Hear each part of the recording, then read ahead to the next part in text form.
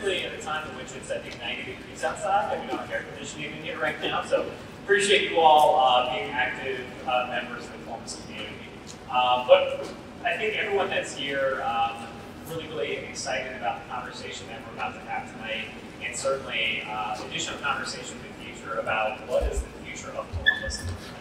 Now, I just joked about my son being with me here, like he's not a prop, but I'm going to use him as a prop here for a second. But we think about how the city has changed during all of our time here, right? How the time of Columbus will look different for my son in 20, 30 years, and what the city looks like based on the growth that we're experiencing. We know that Columbus looks different today than it did 25 years ago. It's going to look different here in 25 years in the future. And really the question becomes is, what are our governing structures to really handle that growth? How do we really want, from a value standpoint, that growth be channeled? And when I think about fundamentally for me, it's, can my son Elliot actually live in the neighborhood if he so chooses that he grew up in, right? And we all know this is happening across Columbus right now as housing prices increase because supply is not matching demand. Right now, we're adding about 15,000 jobs every single year in the city of Columbus, but we're only adding about 9,000 housing units.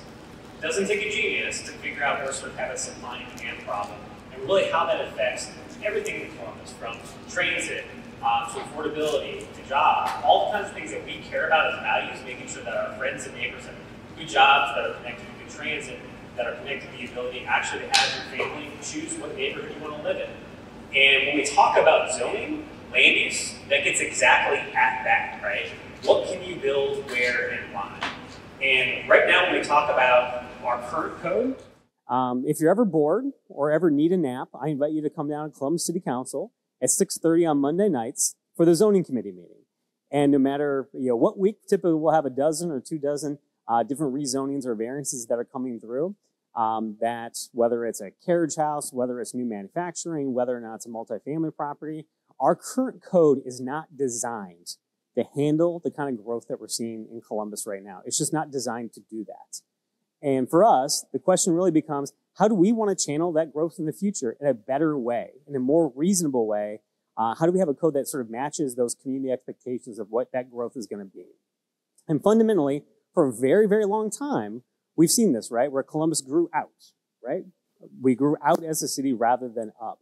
And certainly that's going to continue to happen. But really, when we think about the growth that we're experiencing with the amount of jobs that are coming here, with the amount of people that are coming here, really, how do we maybe change this? How do we be more thoughtful about this growth, particularly when we talk about affordability for housing and having better transit options for folks right here in Columbus? So when we talk about, there's going to be a lot of discussion here this evening around corridors and sort of why we're sort of starting there. That's going to be a lot of those sort of decisions on how do we want to see this start? Because this is going to be the first part of a conversation as we're moving out into the rest of the city. And for me, thinking about how we at council, certainly how we work with the department, how we work with planning to make sure that we're doing the best thoughtful thing around this, that growth is going to be different things, right? Density might mean in certain places a duplex rather than a single family house. In some places it may mean a 5-story building rather than a 2-story building. But the nice thing is that we have the opportunity as a community to have this conversation on the front end, because many cities have not done this, right? When we look at places like Austin or Nashville or other places that have grown very rapidly, they didn't do this. By the time they knew they had a problem, it was too late. And I think one of the great things about here in Columbus is that, again, we value the opportunity to come together as a community, as neighbors, and have this conversation. Some of these things are going to be tough things to think through. But again, at the end of the day, I think that the very fact we have this amount of people here tonight and in many of the other meetings, folks coming together and really thinking through very thoughtfully about what we want to see the growth in Columbus be channeled. And that's ultimately what this zoning code is about, is fundamentally what are the rules we have in place to make sure that when folks build something, whether or not that's housing, whether or not that's employment, whether that's transit, we have the opportunity to really sit back as a community and think about what we want that to look like in the future. And we don't do this very often. The last time there was a comprehensive rewrite of a code was 70 years ago, right? 70 years. And when we think about, it is rare that we're doing anything, whether it's government or otherwise, that we were doing the same damn thing now that we did 70 years ago, because we like to think of progress, right? So this is a great opportunity for us to have that kind of conversation right now And the last thing I'll leave you with is that our hope is that this is a genuine discussion with the community. No decisions have been made other than we know what the problems are right now. No one here is going to tell you that we have all the solutions, but we want to make sure that we're being as thoughtful with our community members as we possibly can. Because again, if we're doing this for the first time in 70 years, the goal for council, the goal for the administration, the goal for the departments is to get this right. Because frankly, we have to get this right. Otherwise, this little fella may not be able to live on the street he grew up on, right? And that's what we've seen in places like San Francisco or Nashville or Austin or other places. Now, he may not want that. He may want to get a little bit further from his family, but his mom certainly doesn't want that, and I probably don't either. But we're at the beginning of this. So I, again, just want to say thank you to all of you for taking time, out of your day to be here and be genuinely part of this discussion. If you ever need to get a hold of me, all my contact information is on the City Council website. So my phone number is there, email's there, whether or not it's a zoning concern or any other quality of life issue or any other constituent issue that I can help you with. So please don't be a stranger. And again, just want to thank you again for taking the time because we have to do this right and we need to make sure we're bringing the community along with us and really understanding what the goals are and making that happen, I think is incredibly important to this process.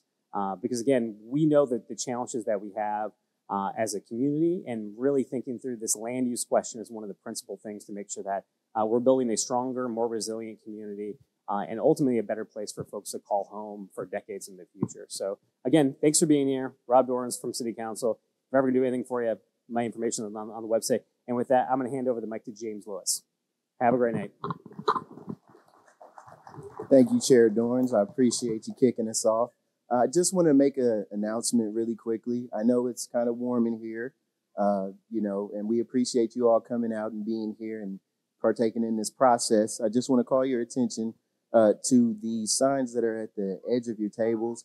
It's warm, and if you have to tap out or if you still want to be engaged, we have QR codes. And underneath those QR codes, they tell you exactly what it is. So all of you signed up tonight, but, if you have to tap out there, discussion questions, you can scan that QR code and it'll bring up the discussion questions that are also on your tables. And then also, we want to get your feedback as well. How did we do tonight? What are the things that we're talking about? Are those things that are aligning with you, resonating with you? What are your thoughts? So we have a post-discussion survey that we'd also like you to fill out, And so with that, I'd like to just jump into our presentation for tonight. So again, thank you all for coming out. So tonight we're going to talk about zoning in on our main streets. But first, I want to tell you a little bit about the team that's doing this work. So my name is James Lewis, and I'm the Community Relations Coordinator for the Zone In Columbus project. Our team is built off of members from Building and Zoning Services. We've also got people from Development Department or the Department of Development. We have two consulting teams, which Lisa Wise Consulting and Rayma Consulting were helping us with a lot of the technical work and the community engagement work. Tonight's conversation is just one in a series of conversations that we've had throughout the city. So we're going to we've talked about housing, and if you all go to our website, you can actually see the video from the housing discussion that we had. We're going to talk about development. We're also going to talk about businesses. Tonight, we're talking about zoning in on our main streets. We'll conclude these community conversations likely at the end of June. And then after that, we're planning on having workshops in the late summer and the early fall. And what we want to do with those workshops is kind of dig deeper, come up with more engagement and more ideas so that we can form that into a workable code. We're going to have some webinars and other events that we will, mention at later dates. But we also want to just let you know that tonight we really want to know what you think. What do you see for Columbus?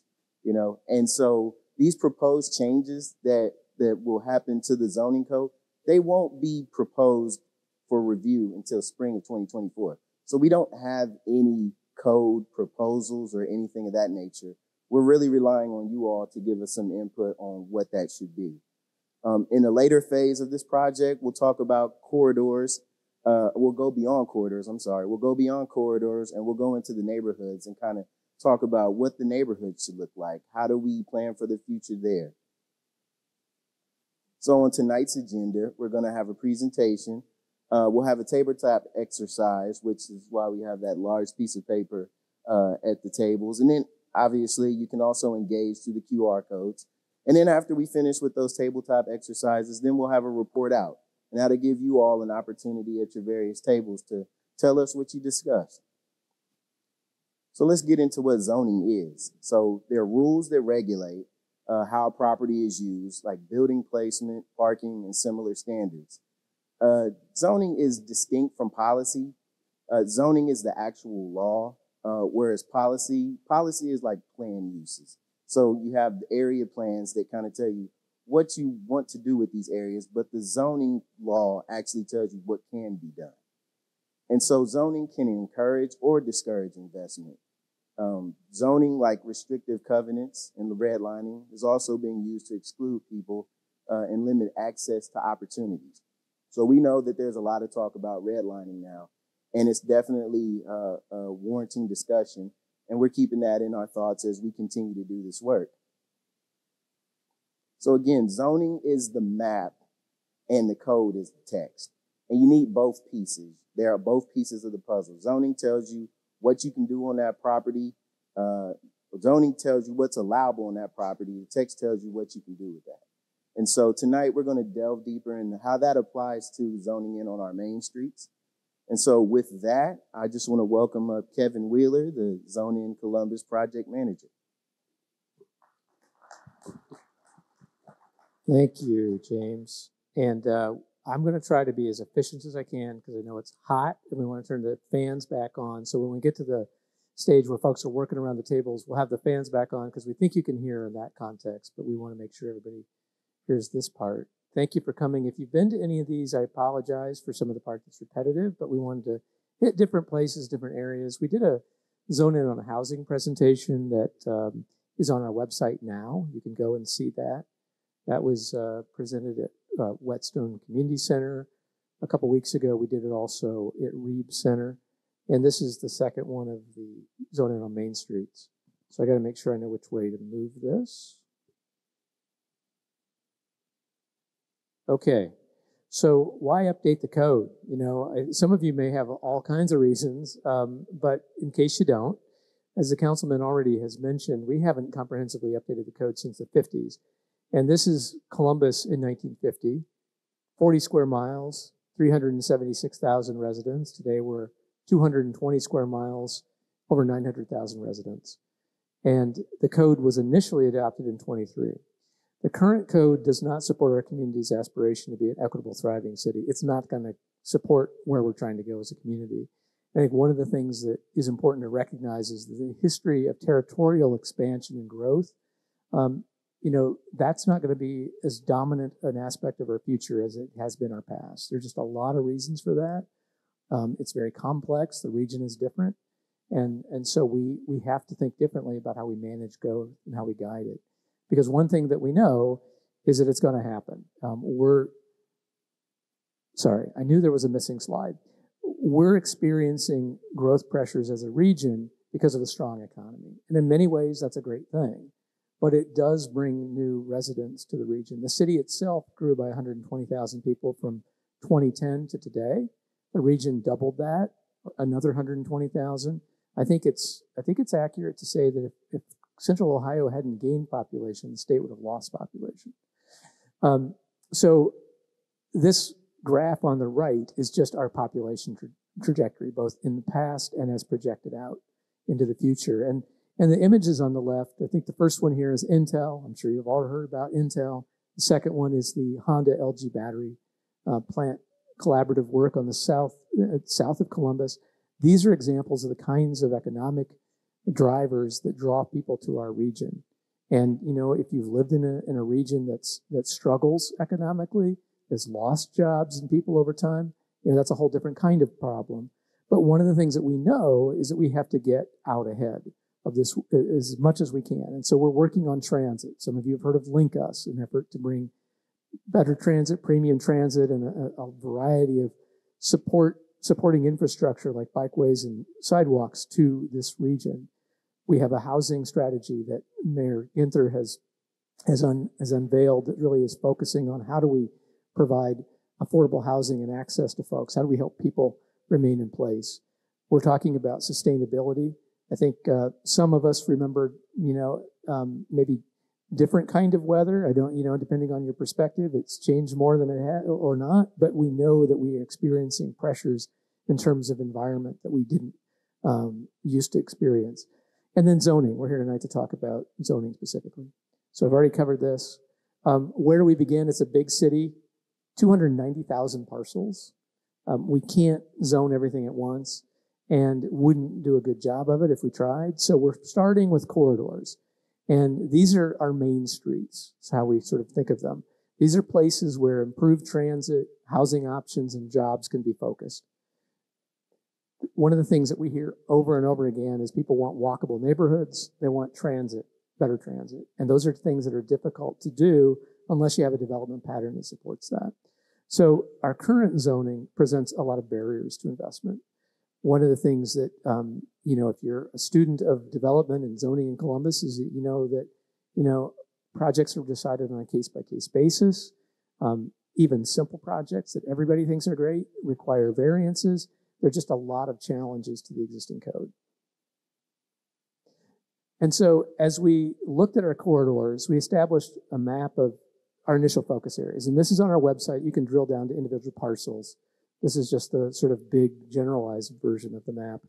And we looked at where is there code of service today? Where are we actively working to bring better service through LinkUs? Where, what is the zoning pattern in these areas? What do the land use plans say?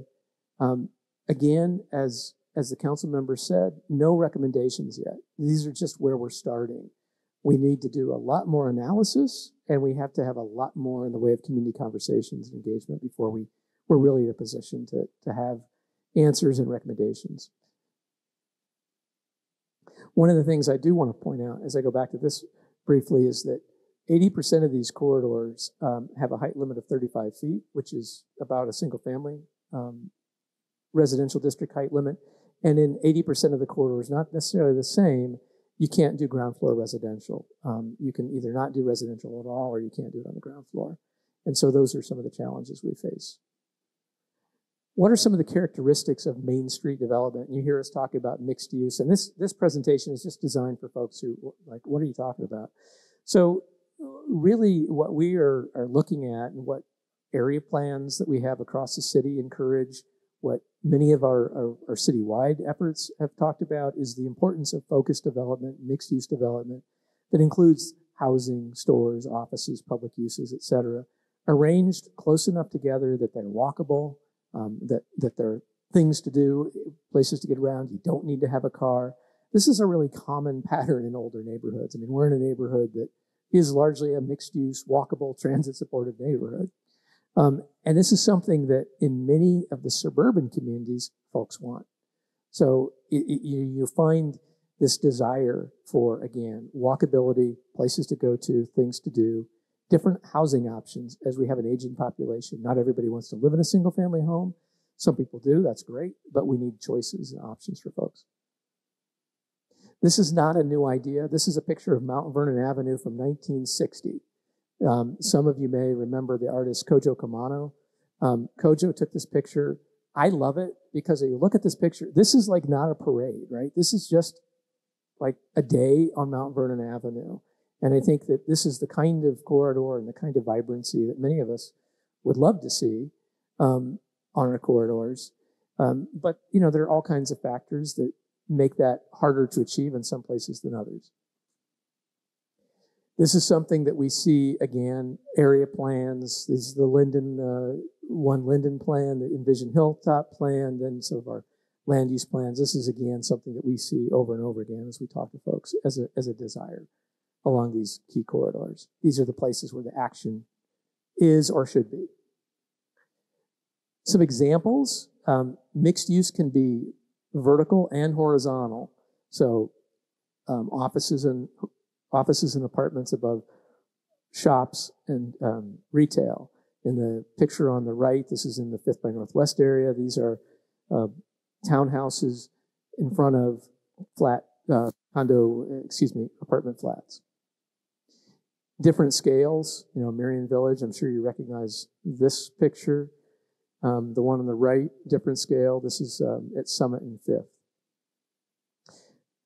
Mixed use is also something that we see pretty common in new projects. This is Grandview Crossing at Grandview Avenue and Dublin Road, Northeast Quadrant. And this site plan, definitely recognizes that people drive cars, but it also recognizes that there's a benefit to arranging mix of uses in the same area so that you can live here, you can work here, you can go to a restaurant here, you can go to daycare here.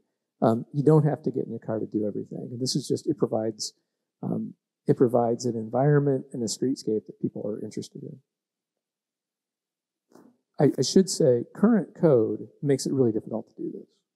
Every time somebody wants to do this in a suburban area, think of all the shopping centers that we have in our city that are probably not going to be sustainable in an economy that has gone through several iterations of change. If you think about the East Side, you had East Main Street and Mount Vernon. And then in the 50s, you had Town and Country Mall be built. First wave of auto-oriented shopping centers. They gave way to the rise of Eastland and Westland and Northland, which then was competing with, what was happening on Bryce Road, Scarborough Mall. Most people don't even know what Scarborough Mall even was, if you've heard of it. And then you have 256, Easton, Polaris, and now Amazon's the second largest retailer in the country, and that's probably going to only grow. So this idea that we can have retail all across all of our corridors is difficult to sustain. And so what we really want to look at is, are there opportunities to introduce residential in some areas where maybe shopping and retail isn't sustainable over the long haul? So this is two images, one at Olentangy River Road in Ackerman and one at Olentangy River Road in Bethel, of apartment multifamily introduced into a shopping center environment. So what are some of the other things that we feel like mixed use can do in these communities? It builds community. It's community interaction. I think many folks crave that. It could provide housing options for current and future residents. It supports neighborhood services and thriving businesses. One of the things that we have talked a lot about is when we have a zoning code that has barriers to investment in existing buildings, for instance, older contributing or historic buildings, we often run into all kinds of problems with requirements for parking and other standards, which really arise from the fact that the building was built before zoning was established. And many of our neighborhoods, some of the neighborhoods we love the most, this neighborhood, for example, could never be rebuilt with the zoning that we have in place today. And so we believe that this kind of development can really build community. It connects people to their cities. Some of the areas in Columbus and other cities that have the highest density and most mixed use are areas that, frankly, have some of the least problematic traffic. Just because you don't have to get in a car to go everywhere. You can walk, you can ride a bike. That makes it safer on everyone, gives you options. Conserves resources. We know that environmental and economic sustainability is critical to our city's long-term viability. And when you have viable transit that provides you with meaningful access to jobs and healthcare and education, housing choices, that's a really important factor in terms of household expenditures. My wife and I had one car for 20 years. I'm not saying that's a great achievement, but what I will say is that allowed us to do different things as a family than if we had to have two cars. And if you can get rid of a car, that's one way that we can help folks have options financially. And it also means that we're making better use of infrastructure and services, which are often most prominent in these main corridors. So we're saving public dollars through more efficient service delivery.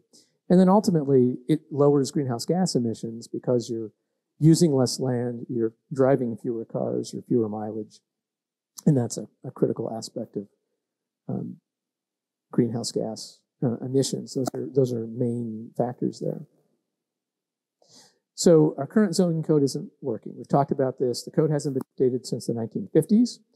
Like other cities, again, our city's been shaped by some of the discriminatory practices such as redlining and deed restrictions. You know, we don't have those things today, but we're still living with some of the impacts of that.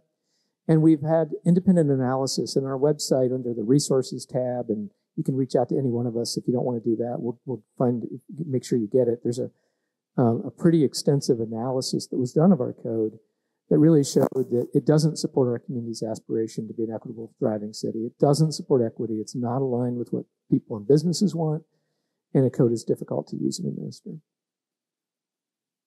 Some of the challenges, again, the code doesn't respond to a changing retail market. We have too much commercial zoning and not enough customers, I think is the best way of saying it. If we want thriving commercial neighborhood retail, we need to have customers. And in many of the portions of our corridors that were on that map, 80%, what you have to do on the ground floor is some kind of commercial, or you have to get a variance to not do it. And if we cannot support that level of commercial.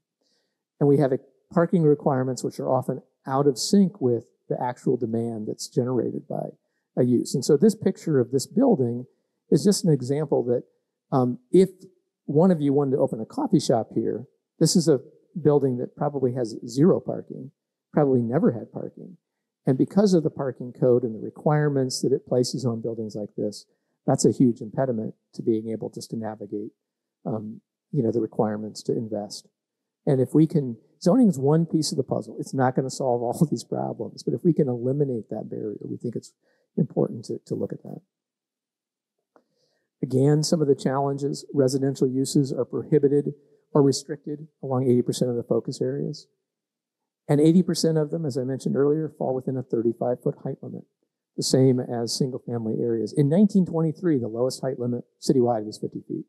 And a lot of these corridors were 75 feet and 100 feet. The code prioritizes cars and does not support transit investment or alternatives such as walking and biking in the way that we want. And the code is complex. Because of the complexity of the code, it makes it really difficult for the average person to access it, to navigate it. I think if you're a smaller business owner, if you're a smaller developer, or just an average citizen, if you don't have the resources to hire somebody to help you navigate it, or you're not experienced yourself, it's a real impediment. And I think that, that's a barrier that ultimately we think is important to address. We also recognize that the current system of everything is kind of a negotiation makes it difficult for some of the community groups who maybe don't have the resources and savvy and experience to navigate that as well. So again, variance is required for even the most simple projects. I have an acquaintance who's an architect that I met in some of these conversations who did an accessory dwelling unit. She had 8 variances for her accessory dwelling unit. And then you talk to somebody else who did a much larger project, and maybe they had 8 variances for their project. So, there's a real challenge in some of these areas. Building blocks. I think that, and we're almost done. The good news is that we have a diverse and growing community. I think that I'm really heartened by the number of younger folks that I've seen in some of these meetings and some of the other existing residents, current residents who care enough to come out on either a beautiful night when they could be at home enjoying their backyard, or in some cases a cold and rainy night. So I think that's great. We have dedicated partners in the community. We have city leaders who are really committed to this. Mayor Ginther, Council President Hardin, you heard from Council President Pro Tem Dorans, all very committed to seeing this code be updated and addressed. We have some really strong neighborhoods, and I think that's obviously why many of you are here, because of that strength. And one of the good things is that we have room to grow, and that growth may be a little different than the past. We may have redevelopment in places that we wouldn't have anticipated it, but that's the good news, is that we have that capacity and that opportunity. And we will continue to see territorial annexation as well, just not at the scale of the past. And then finally, on this slide, we have some really great examples of new development and historic preservation. I think that, 10 years ago, 15 years ago, as a planner in Columbus, and I've worked for Columbus my whole career. You know, it would have been harder to point to examples. Now we all have examples of like, that turned out really well. That's something that we can be proud of. So we're building a new code. We have a unique opportunity to develop a new zoning code that guides growth and builds a more equitable city. And I'm going to go ahead and turn it over to Leslie, who's going to just share a few things, and then we'll get those fans back on. But this is, I said I've been a planner for my whole career. Doing a zoning code update, it's a really big deal, and I'm glad that you guys are part of the conversation. Thank you, Kevin. All right, so I do recognize some familiar faces in the audience today. Thank you so much for rejoining us. If you're new, that's awesome as well. We're happy to have you here. For those of you who have been here before, kind of similar rodeo, right? So based on the information that Kevin shared with us today, we've come up with some questions to kind of help the technical team just understand the community wants and desires and things like that better. And so with these, what we would like you to do, what we found is that conversations among neighbors are way better than us just, trying to talk to everyone individually. We really want to kind of spark this discussion, get some ideas flowing, see, how you guys are kind of catapulting against each other. So, at your tables, please discuss. Give us some notes on these sheets. We will not, you don't need to put, who said it or anything like that, but we do just want to try and capture some of that conversation. And then at the end, we will do a report out. Now, as James mentioned in the beginning, it's hot. We're sorry about that. And so if you're like, I can't stand it anymore, I got to tap out, but you still really have something that you want to say, we still want to hear that. And so we've given you some electronic options to do that as well. And before, if some of you do decide to leave, I do just want to kind of note what some of the upcoming events are as well. So we rescheduled our Zone In on Development workshop, which is going to be the next one in this series. We just got the date for that. That is going to be June 27th at the Lincoln Theater. We're going to switch up the format on that one a little bit and do more of a panel discussion. So we're going to have some developers, a representative from the city, as well as a community voice in there to really talk about how development happens or doesn't happen and what's involved in that, and then how can the community participate in that process. So that is going to be our next one, Zone In on Development. We are currently scheduling another one that is going to be very focused on the needs of businesses, and so really just making sure that we're hearing those perspectives as well. And then these have not been scheduled yet, but later this summer, we are going to be having workshops where we're really going to start to get into the nitty-gritty. And so the technical team, in addition to the technical team that is here right now, but the Lisa Wise consulting company will be here, and we're going to start talking about trade-offs and what the reality of some of these changes should be and how we want to navigate that as a community. And so I really hope that you can participate in that.